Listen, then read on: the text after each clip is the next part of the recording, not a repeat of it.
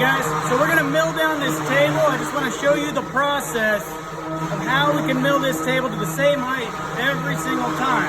You don't have to constantly reset your table thickness. So right now we got the milling wheel on, we got the water on the target. So what we're gonna do here is we're gonna go over to our satchel. So if you don't have this already, you should have it or get it going. So, mill Z height.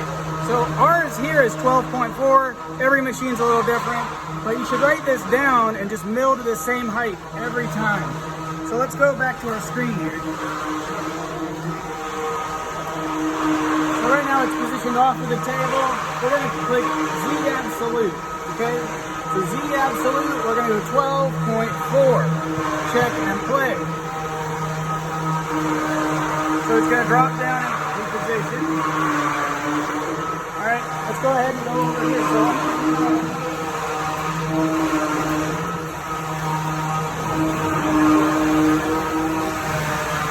we're going to get it nice and close to the table, about half on and half off from the y-axis.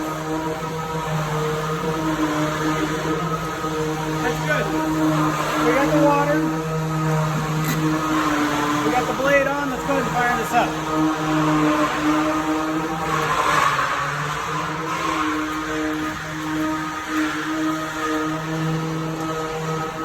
Remember, your Z height, mill to the same height every time, use the same milling wheel.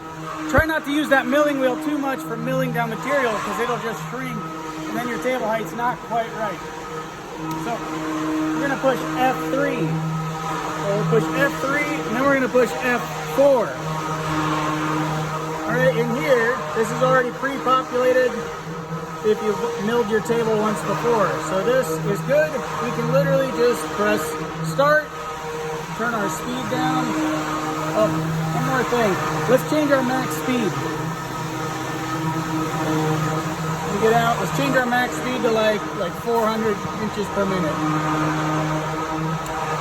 I'm not trying to take all day to cut this table. And it's soft. So, alright, 138.82. The water is checked on. Go ahead and start this up.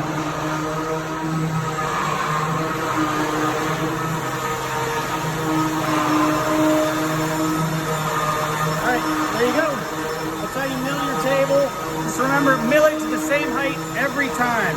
I mean, if you can. It's easier if you just keep it consistent. Use the same wheel, mill to that same Z height every time. You won't have problems.